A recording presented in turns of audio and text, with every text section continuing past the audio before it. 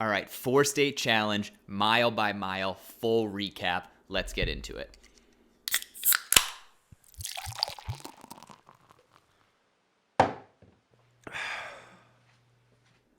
Cheers, y'all. How's it going? Welcome to the full recap breakdown of the four-state challenge. Real quick review. If you are unfamiliar, you can watch some of my previous videos. But the four-state challenge is a challenge that takes place on the Appalachian Trails, running just over 43 miles to make it through four separate states, starting in Pennsylvania, into Maryland, into West Virginia, and then finally finishing right across the border into Virginia, thus completing the four-state challenge in under 24 hours. I took on this challenge last Sunday, with my coach. It was brutal. If you saw my update, just doing a quick overview, it was certainly much more difficult than I was expecting, but ultimately I am thankful for that because I think it helps me set my expectations for the Mohican 100-miler, and I definitely learned a lot along the way, which I definitely need to focus on or pivot to now that I'm starting to train for that 100-miler. It kind of highlighted those areas that I need to focus on. So I'll be breaking down the entire run starting the night before, talking about preparation for the run, getting out on the trail, and then of course the mile by mile recap, as well as a little bit of the recovery. This is just going to be focused on kind of how the day went, or the days went, of this challenge. I'll have a video coming out in the future that's going to focus more on those lessons that I learned and kind of the key takeaways that I have that I'm going to need to focus on in getting ready for that Mohican 100-miler. So if you want to make sure not to miss any of those future videos, please go ahead and subscribe to the channel, and I hope you will also give this video a thumbs up because it always helps others find the content as well. So that being said, let's go ahead and jump into it because I'm sure this will be a longer video, but I will try to keep us on task, on topic as much as possible. So I drove down to Virginia on Saturday night, preparing to start that run early Sunday morning. Got to stay with my coach, his wife, and their families. Real quick, just want to give a huge shout out to the families, the crew, the unsung heroes of running in general, but especially ultramarathon running. Initially, when my coach came up with the idea for this challenge, we were both thinking that it would be an unsupported run. He and I would carry everything that we needed on our back. I think you will quickly see as I describe this run how unrealistic that would have been and how devastating that would have been for us trying to complete that run. So just have to give a huge shout out to his wife and her family, as well as his family, for crewing us on this run. My mom was also able to come down to assist, but that made a huge difference. I honestly don't know that we would have finished if we tried to do this unsupported. It certainly would have taken us substantially longer to do so. So it was great having them to meet us at different points just to help us refill on water, tailwind, things like that. Saved a ton of time, but also just checking in with us to make sure that we were doing okay, trying to get us the nutrition, fuel that we needed, and get us back out on the trail as quickly as possible. So huge shout out, huge thanks to them, because like I said, no way we would have made it through as quickly or possibly even made it through this challenge without that support. But went down to go stay with he and his wife's family for the night before the run, had a lovely dinner the night before the race, going over the final details of the challenge. What time did we want to start? What were those meeting points going to be for us and our crew? And just kind of going over the run as a whole, kind of breaking down the day to make sure that we were all on the same page, trying to do as much planning and organizing as possible the night before, again, to avoid any kind of unknowns or any hiccups along the way the day of the challenge. Ultimately decided on around a 7 a.m. start for the run. It was about an hour and a half drive to the trailhead in Pennsylvania where we would be starting, so we were shooting to leave around 5:30-ish in the morning, 5:15, 5:30 to get on the road. I think I set my alarm for like 4:15-ish. I like to have plenty of time in the morning, just to wake up, especially for this kind of run, to kind of go over everything that I'm going to have in my pack, go over all my gear at least another time or two, just to make sure, just mentally it kind of eases that anxiety for me to kind of go through those checklists and make sure I am as prepared as possible for the run. So had my coffee, had my little snack for breakfast, went over all those gear essentials, and then loaded up the car to get on the way. There's a park called Penmar Park that's right on the Pennsylvania-Maryland border along the Appalachian Trail. We started actually just north of there to get to the actual border itself, and then had to hike in a ways to get to. There's a nice Mason-Dixon line sign with a logbook, a little mailbox, little trinkets and stuff that other thru hikers had left out, but a great place to start. Definitely a nice photo op for us to kind of regroup, again, meet up with the crew and everything, go over all those last minute checklist items one more time, take those starting line photos, and then get on the way. And of course, we signed the logbook as well, noting that we'd be taking on the 4-state challenge that day. If memory serves, we hit our time goal pretty much exactly. We were there just before 7 o'clock, and I think we got started just before 7 a.m. Sun was up at this point. Weather was perfect. I want to say it was in like the mid to high 60s, nice and cool. I knew that was going to change looking at the forecast, that it was going to get pretty hot. So we were definitely appreciating those cooler temperatures getting started, and started out nice and slow when we left Penmar Park, or when we left that border.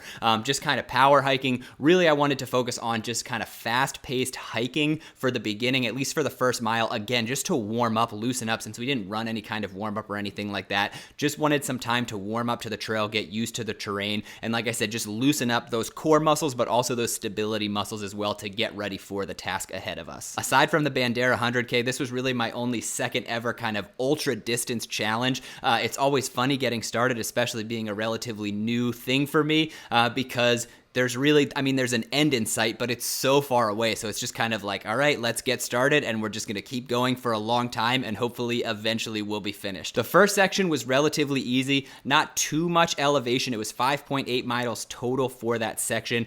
So relatively flat. Definitely some elevation, some climbs. What I definitely noticed right away was the difficulty of the terrain. Again, this was something that I was familiar with, but just kind of hadn't really thought about leading up to the day of. If you're unfamiliar with the terrain along the Appalachian Trail on that, especially like that northeast or mid-Atlantic corridor through Maryland and Pennsylvania, it is extremely rocky, and it's not like small loose rocks or things like that. It's gigantic boulders that are mostly buried under the ground. So what you get is just all these jagged edges and jagged lips sticking out of the ground. Very, very uneven. So basically every step, it's hard to get stable footing or find a flat place to put your feet. You're always kind of landing on some kind of angle. There's always a rock jabbing up underneath your foot. So relatively uncomfortable, tricky to navigate, and definitely difficult to find any kind of like runnable territory. We were going to try to run any portions that we could, but even the flatter sections or even downhill sections that you might consider to be runnable, it was harder to build up any kind of substantial pace because you had to be so cautious with your footing. So it was kind of a lot of starting and stopping, a lot of slowing down to navigate those trickier parts. Also, very quickly became aware of the beating my feet were going to take on all of these rocks. But again, 5.8 mile section to get things started. Things went relatively well, cruised through that section certainly, and made it to our first pit stop with the crew. We actually made it to that first pit stop a little bit quicker than we and our crew were anticipating. We actually surprised them. They were catching a nap in the car when we showed up. But again, we cruised through that first section. It was still nice and cool out, so just kind of topped off water, topped off tailwind. I didn't need to restock any fuel or anything like that. Just kind of said our hellos and got back out on the trail. The next section was another 4 miles before we would reach the next road crossing where we could see them again. As we got back out on the trail, we did wander off trail just slightly, maybe for 100, 200 yards or so. One thing that's very nice about the Appalachian Trail, it is very well marked with the bright white blazes.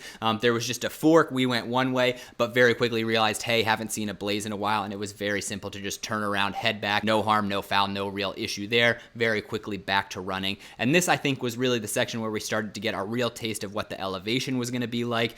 Some of those steeper climbs, again, still very, very rocky, very technical terrain, but we're still feeling very good at this point, just kind of snacking on gels or waffles or little mini Cliff Bars as I go, and just trying to slowly ease into the day. Those 4 miles went by nice and quick, and we were at our next aid station with the crew. Again, just another quick kind of top off of fluids, water, and tailwind, and then also refilling some of those fuel items that I had consumed in that beginning portion of that run, and then got back out on the run. This was a longer segment, 8.8 miles before we would see our crew again. Also starting to warm up a little bit at this point. The heat still wasn't too bad. I actually very distinctly remember saying to my coach when I thought we had hit the warmest point of the day, you know what, like in the shade and everything, yes, it's certainly warm, but it's not nearly as bad as I was expecting. We hit some significant climbs at this point as well, and this is where we experienced, based on the direction we were heading, anytime we were heading uphill, there was virtually no wind. The hills were blocking the direction that the wind would be coming from. The nice thing then was when we hit the downhill, there was a nice breeze, and often we were trying to run a little bit on those downhills, which made the breeze feel even better. This was our longest section of the day, 8.8 miles total, so I was definitely ready to refuel and resupply once we got to that next aid station, that next crew stop. I had burned through a lot of my water and tailwind, so was eager to refill those. And that thing I said about it not being too hot went out the window as soon as we got to that next crew pit stop. They were waiting for us in the parking lot, and as soon as we stepped out from the shade onto the asphalt, just the heat of the sun bearing down on us, as well as the heat bubbling up from the asphalt, it was incredibly hot at the aid station while we refueled. That was really when I became aware of how hot it truly was going to get throughout the day. And it was also at this moment that I realized that handy, tiny little bottle of sunscreen that I had packed for myself had fallen out at some point early in the run because it was no longer in my pack. But at this aid station, we ate a little bit more substantially, refilled our water as much as possible. Again, after that last long section, I wanted to make sure I was stocked up with water, fully stocked up with water and Tailwind, so that I didn't feel like I had to ration myself as I was running. I really just wanted to be able to consistently sip on water throughout these runs and kind of drink as much as possible, or anytime I wanted to take a sip, felt like I could without having to worry about running out before the next section. Luckily for us, we had two very short sections coming up. We had about 2.8 miles until we were going to meet up with my mom at the first stop. That wouldn't be a full pit stop. The rest of our crew and our supplies wouldn't be there, but there was water available at the park where we would see her, and then another 2.9 miles on from that to catch up with our crew. Really felt the brunt of that heat during this next section, or these next couple of sections. It was incredibly hot. The sun was directly above us, so although we were in the woods, there was enough of a clearing between the trees to kind of where the trail was that we were just feeling the heat of the sun beating down from us, especially on those uphills when there was no wind. I also realized at this point I was having a hard time controlling or maintaining my heart rate on those uphills. Again, nothing that I was worried about, but I really had to take it easy on those climbs and be aware of how much I was exerting myself in the heat to just keep that heart rate under control. As soon as we would crest the hills and start coming back down, again, felt great, felt so good, but on those uphills would feel like my heartbeat behind my ears, and just like the intensity of the heat really became apparent on those climbs. So we made it through that first 2.8 mile section, caught up with my mom at Washington Monument State Park, not the nationally famous Washington Monument, but a smaller monument along the Appalachian Trail.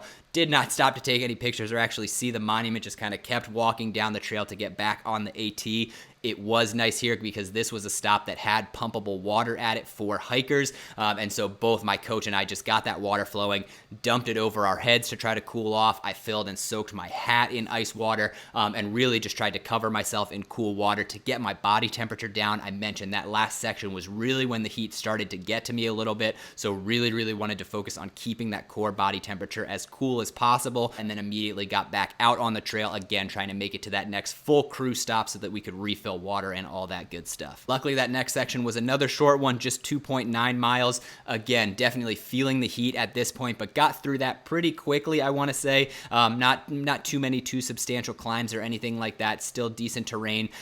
There wasn't a lot of flat ground throughout this whole run. There was some, as I mentioned, it was hard to pick up any kind of decent speed on the flat ground just because the terrain was so technical. But I would say for the bulk of this challenge, we were either going up or down. It was a lot of climbing, a lot of descending, and a lot of times on rock. So this is probably the point where I really started to feel the beating that my feet were taking. It's also when I started to question whether or not I had chosen the right socks. The shoes themselves felt very comfortable, but the socks are a little bit old. They've gotten a little bit rougher over time, and I could definitely feel some blisters starting to form, mostly on the backs of my heels, maybe a little bit of heel slippage, but then also on some of my toes as well. Again, nothing too crazy. I've never had too substantial issues with blisters in the past, but just something that I became aware of and was starting to become a little bit painful throughout the day. So we get to the next aid station, and this is one of those times where I was so thankful to have a crew. Obviously was very thankful throughout the entire run, but they had set out giant chairs for us, gotten everything prepared and ready. So as soon as we got there, this was the first time I think that I sat down just to let my legs relax for a little bit, refilled all of my food, refilled bottles, again, topping off water bottles and things like that as high as humanly possible just to make sure that I had plenty for the next section and could continue to drink plenty of water. But it felt so good just to sit down and take a load off my legs, let them relax a little bit. One thing that I became aware of throughout the day, and I think I noticed here in particular at this aid station when I sat down for the first time, I think when I start to hit low points on these runs, or even just throughout the run in general, I am often of the mindset, for whatever reason, the mental state that I'm in, I just want to get to the aid station, get what I need, and get out. I just want to keep going. I don't necessarily want to stop, regroup, refocus on things, which I think can be a downside because it leads to me sort of ignoring things that I may be able to fix in the moment at an aid station, sacrificing that time to instead just continue moving forward. So I mentioned I started to get some blisters on my feet. I think it probably would have been a good idea to stop, maybe tape up the areas that were starting to get irritated and spend some time kind of focusing on what was going on, but instead just chose, you know what, I'm just going to power through, just going to keep going.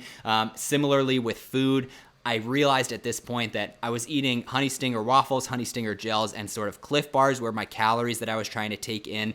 I realized here that it probably would have been a good idea to have some more substantial nutrition to take in, especially in the heat. But because I hadn't really experimented with other foods, I didn't want to risk it, didn't want to chance it. So I just stuck with what I had. I wasn't necessarily worried about this. I knew that would get me across the finish line, but I think I could have kept my spirits and my energy a little bit higher if I had alternated in some other foods that might have helped re-energize me a bit more than the food that I had chosen for the day. But refueled on everything that we had and got out on that next section. This was a little bit longer of a section, 6.2 miles, and I would say this was likely the low point of my run as a whole. This was when I felt the hottest. This was when I hit a point where I don't know if it was just I didn't have enough calories, I hadn't been drinking enough water. I felt like I was keeping on top of those kinds of things, but I certainly hit a low point where I was very much focused inward on myself, focused inward on my own mental state, on how the run was going, thinking about how much it sucked, how hot it was, how difficult it was, instead of being able to focus on some of the positives or being able to enjoy the trail that we were on. When I really hit that lowest point, when I was second guessing my choices, worried about being able, I was never really worried about finishing it, but just starting to think about, like, was this a good idea? Have I signed up for too much? Especially starting to think about Mohican. If I'm having this much trouble now, what's that going to be like? Just a lot of negative self-talk. And when I really hit the peak of that, just decided to try to counteract that by taking in a slew of calories to see if that could bounce me back. So Cliff Bar and a gel back to back, just to, again, get some sugar, get some energy in me, and then plenty of water and Tailwind. Initially, that seemed to have not an opposite reaction, but just taking in that much food in the heat was rough just for my digestion. But once it hit me, I definitely felt my spirits come back up, and especially my energy ticked back up. So those difficult climbs, even in the heat, felt a little bit easier, which started to make me feel a little bit easier or a little bit better about the outlook of the run as a whole. As we finished that section and got into the next aid station, it was at another state park. Thankfully, this one also had a water pump station, so we were probably 200 yards from our crew, and they were cheering us to keep coming, and we just dropped all our stuff on the ground and, again, got underneath that pump of ice-cold water from underground, doused our heads. It was definitely a shock to the system, that ice-cold water hitting the back of our necks.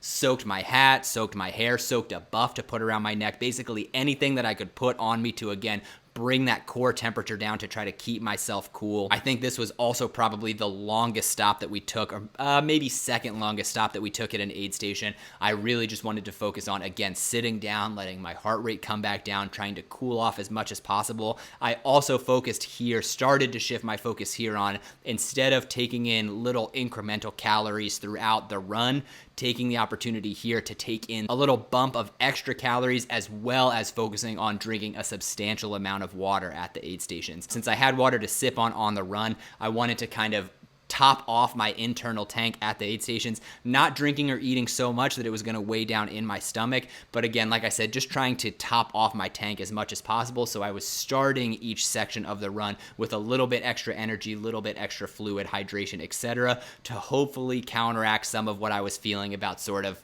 starting to drag a little bit, especially on those longer segments towards the end, to try to prevent feeling that dip in energy. So stayed here for a while, again, sitting down, just relaxing, trying to regroup, and then got out for that next section, another 6.4 miles till we would see the crew again. And this was another more difficult section, again, I think just because it was so hot at this point. I mean, I think it was 88 degrees outside. The sun, for somehow, seemed like it was still directly above us and had been for the last several hours. It was just beating down on us.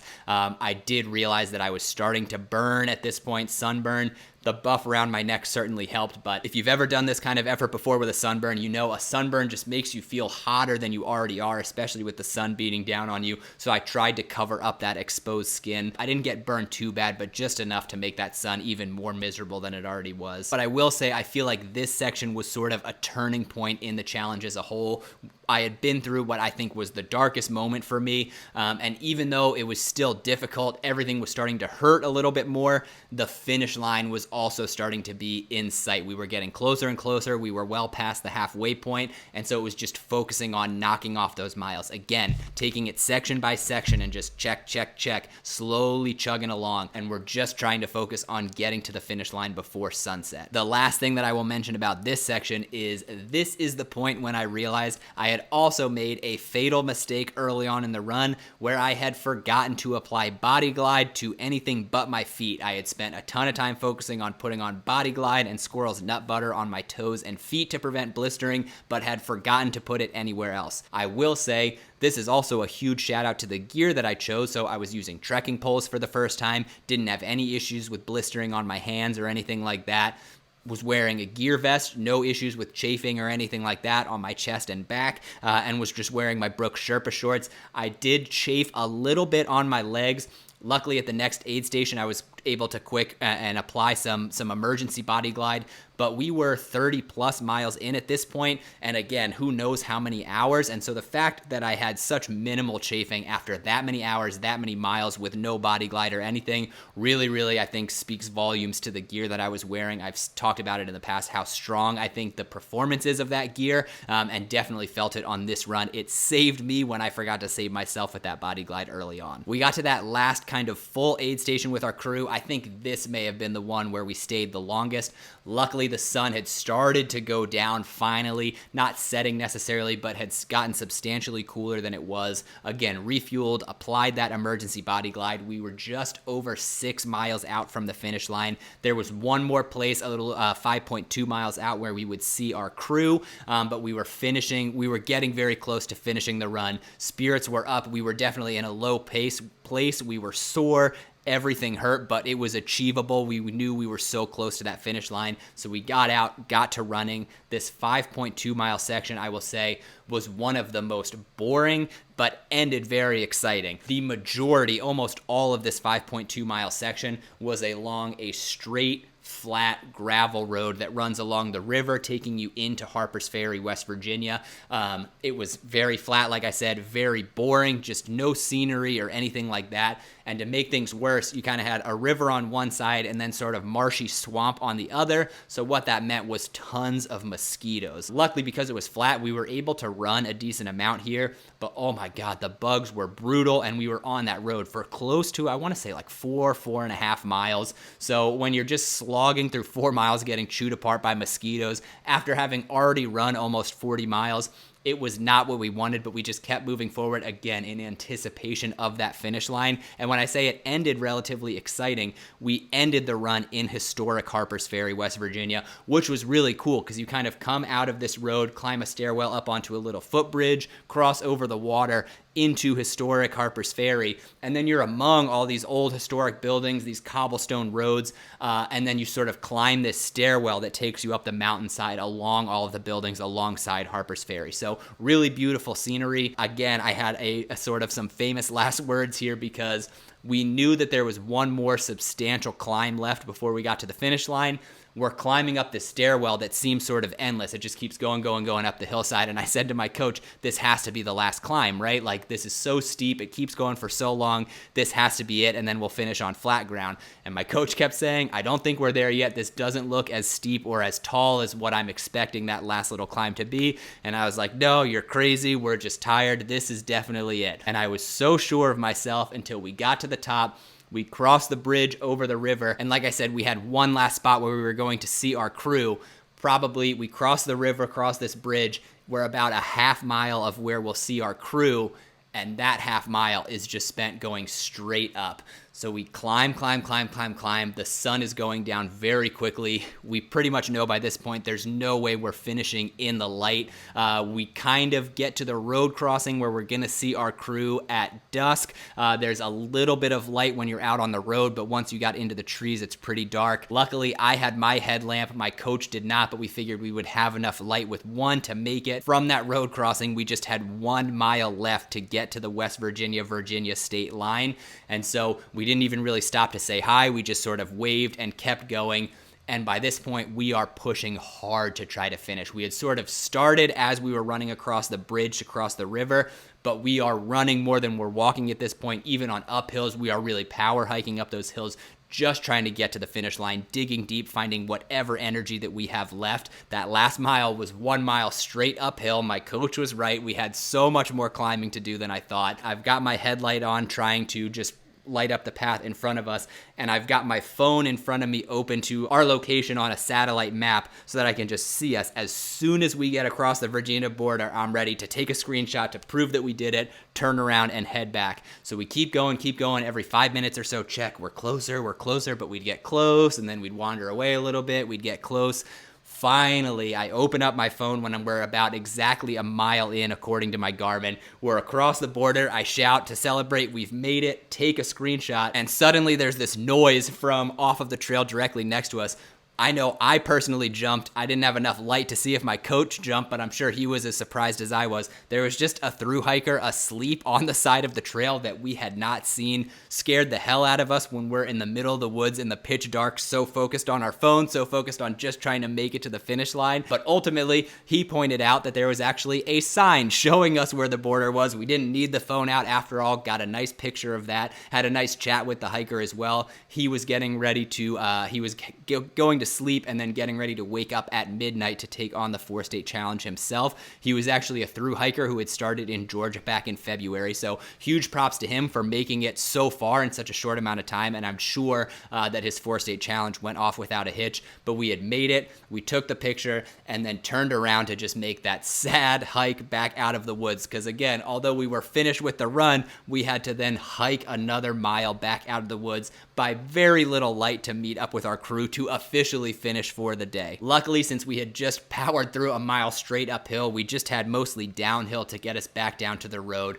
and we were officially done. It felt so good to finish. We very quickly jumped in the car and got to a gas station where we had more room to kind of spread out and fully decompress after the run itself, take off shoes, get into more comfortable clothes, chug water to rehydrate. We had brought some celebratory beers. We opened one. I took maybe like 4 or 5 sips, but I definitely think by this point I was relatively dehydrated, definitely didn't have enough calories in my system, and so it just did not sit very well in my stomach at all. I wanted to focus more on taking in more water. As with any kind of finish line for something like this, it was so great to celebrate, not only with my coach who had been telling me about this challenge for so long and we had finally done it, but also, again, another great part about having a crew along for the ride is getting to celebrate with them as well, and them having gotten to watch us throughout the challenge and seeing us finish and getting to celebrate that all as one group was so fun. Such a rewarding experience.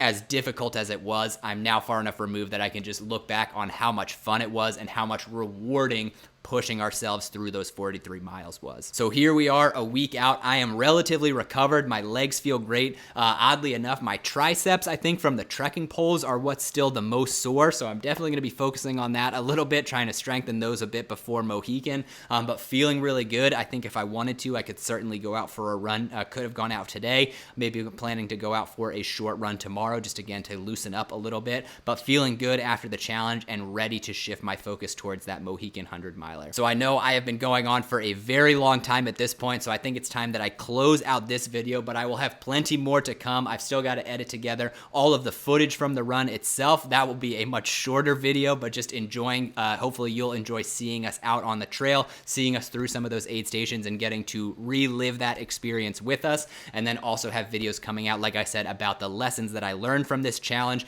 and what it means for my training for Mohican. So again, to make sure you don't miss any of that content, please be sure to subscribe to the channel, click that thumbs up button to help other people find the content as well. And as always, thank you so much for joining me for this ride. I am looking forward to bringing you along with me for that Mohican 100 training. I'll see you around. Cheers.